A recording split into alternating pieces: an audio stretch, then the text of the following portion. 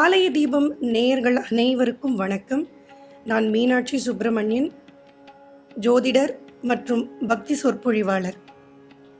ஆலய தீபம் சேனல் மூலமாக உங்களோட ஒரு பயனுள்ள தகவலை பகிர்ந்து கொள்ள போகிறேன்.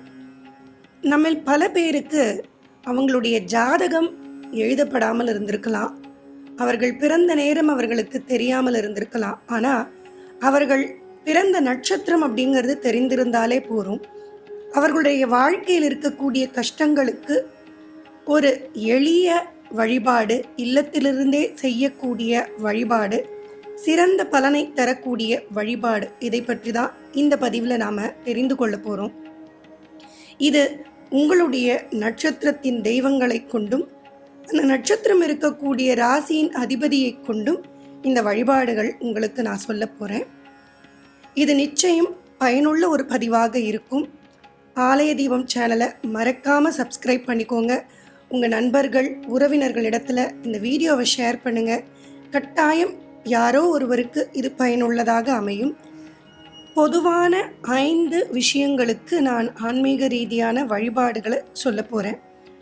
தன வரவுக்கு, கல்வியில் நல்ல தேர்ச்சி பெறுவதற்கு, நோய் தீர்ந்து தேகபலம் பெறுவதற்கு, வேலை வியாபாரத்தில் சிறந்து விளங்குவதற்கு, காரியத்தில் வெற்றியை பெறுவதற்கு, இந்த 5 விஷயங்களுக்கும் எந்தெந்த நட்சத்திரக்காரர்கள் எந்தெந்த தெய்வத்தை எப்படி வணங்க வேண்டும் என்கின்ற விவரங்களை இந்த வீடியோவில் பார்க்க போகிறீங்க.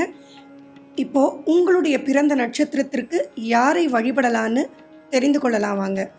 மூலம் நட்சத்திரத்தில் பிறந்தவர்கள் வணங்க வேண்டிய தெய்வங்கள் குறித்த பொதுவான விவரங்களை நம்ம பார்க்க போகிறோம்.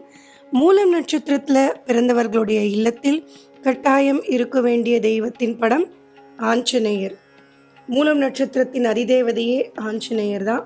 ஆஞ்சநேயரை தொடர்ந்து நீங்கள் விடாமல் வணங்கி கொண்டே வர வர வாழ்க்கையில் மகிழ்ச்சி அதிகரிக்கும்.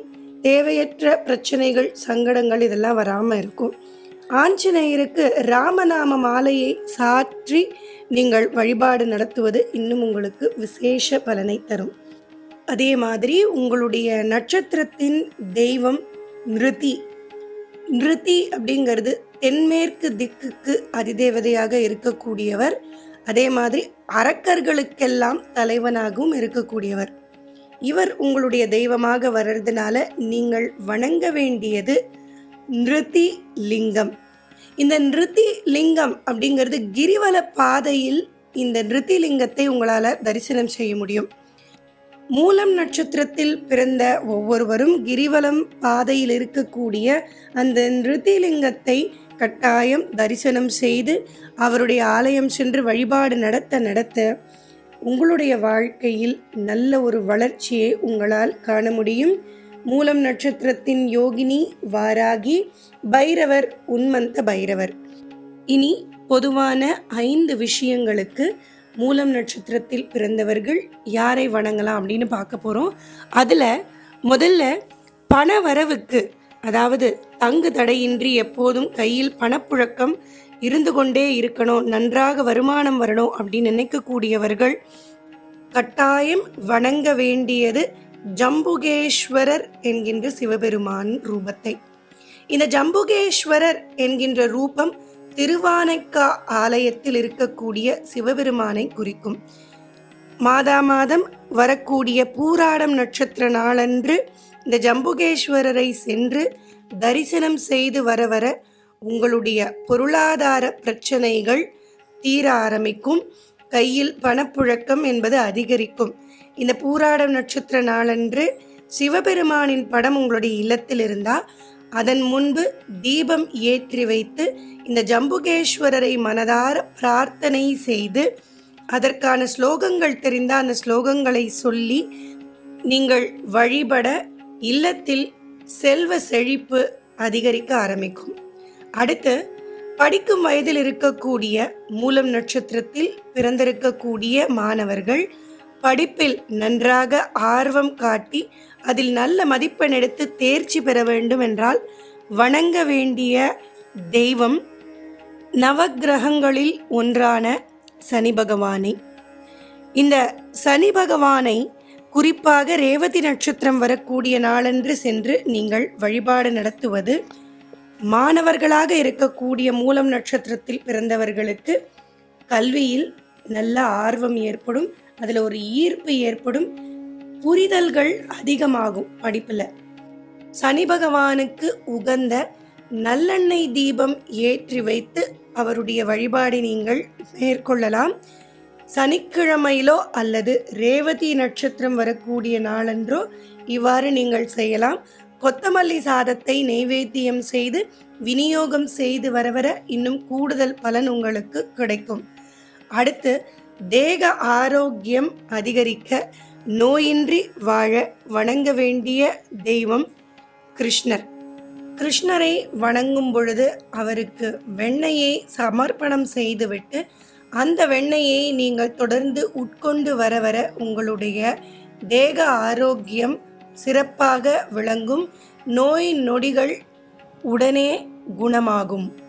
உடல் அசௌகரியங்கள் ஏதாவது ஏற்படும் பொழுது உடனே கிருஷ்ணாஷ்டகத்தை நீங்கள் பாராயணம் செய்து கொண்டே இருக்க அந்த அசௌகரியங்கள் விரைவில் சரியாவதை நீங்கள் உணர முடியும். இந்த கிருஷ்ணர் வழிபாடு இதை நடத்துவதற்கு உகந்த நாள் அப்படின்னு பார்த்தீங்கன்னா ரோகிணி நட்சத்திரம். இந்த ரோகிணி நட்சத்திரம் வரக்கூடிய நாளன்று கிருஷ்ணர் ஆலயத்திற்கு சென்றும் வழிபடலாம், இல்லத்திலேயே கிருஷ்ணர் படம் வைத்தும் நீங்கள் வழிபடலாம். கிருஷ்ணருக்கு பாலினால் செய்த நெய்வேத்தியத்தை நீங்கள் சமர்ப்பணம் செய்யலாம். பால் பாயசம், பால் கோவா போன்ற பொருட்களை நீங்கள் சமர்ப்பணம் செய்து நீங்களும் உண்டு, பிறருக்கும் அதை நீங்கள் விநியோகம் செய்து வர உங்களுக்கு சிறப்பான பலன் விரைவில் கிடைக்கும். அடுத்து செய்கின்ற வேலை, இந்த வேலை அல்லது தொழில் வியாபாரம் எதுவாக இருந்தாலும் அதில் இருக்கக்கூடிய பிரச்சனைகள் விரைவில் தீர வேண்டும், அதில் இருக்கக்கூடிய எதிர்ப்புகள் விரைவில் மறைய வேண்டும் என்றால் நீங்கள் வணங்க வேண்டிய தெய்வம் லக்ஷ்மி நரசிம்மர். நரசிம்மர் தன்னுடைய பக்தனை காக்க நொடிப்பொழுதில் தூணிலிருந்து வெளிப்பட்டது போல நீங்கள் லக்ஷ்மி நரசிம்மரை வழிபட உங்களுடைய தொழில் ரீதியான சங்கடங்களை போக்க நொடிப்பொழுதில் லக்ஷ்மி நரசிம்மர் வெளிப்படுவார். இந்த லக்ஷ்மி நரசிம்மருக்கு உகந்த நாள்னு பார்த்தீங்கன்னா சுவாதி நட்சத்திரம். இந்த சுவாதி நட்சத்திரம் வரக்கூடிய நாளன்று லக்ஷ்மி நரசிம்மரை இல்லத்திலிருந்தே ஸ்தோத்திரங்கள் சொல்லி வழிபடலாம் அல்லது ஆலயம் சென்றும் வழிபடலாம். உலர்ந்த திராட்சையை நீங்கள் நைவேத்தியமாக லக்ஷ்மி நரசிம்மருக்கு சமர்ப்பணம் செய்துவிட்டு அதை நீங்கள் உட்கொள்ளலாம். இப்படி தொடர்ந்து செய்து வர வேலையில் நல்ல ஒரு முன்னேற்றமும் வியாபாரத்தில் நல்ல ஒரு லாபத்தையும் உங்களால் பெற முடியும்.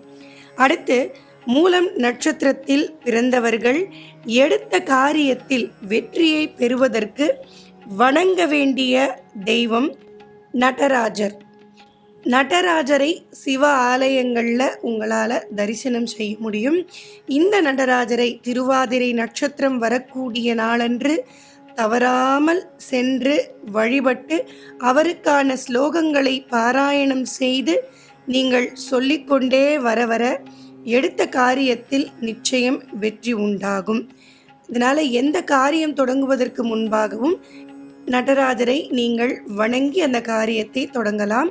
அல்லது சிதம்பரம் சென்று அங்கு இருக்கக்கூடிய நடராஜ பெருமானை நீங்கள் வழிபாடு செய்துவிட்டு எந்த காரியமாக இருந்தாலும் தொடங்கினால் நிச்சயம் அந்த காரியம் உங்களுக்கு வெற்றிகரமாக நிறைவேறும்.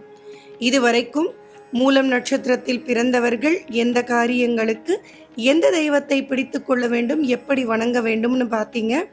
கட்டாயம் நம்பிக்கையோடு செய்து பாருங்கள், நிச்சயம் நன்மை உண்டாகும்.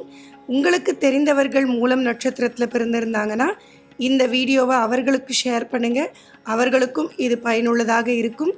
மீண்டும் அடுத்த பதிவில் உங்களை சந்திக்கிறேன். நன்றி, வணக்கம், ராம் ராம்.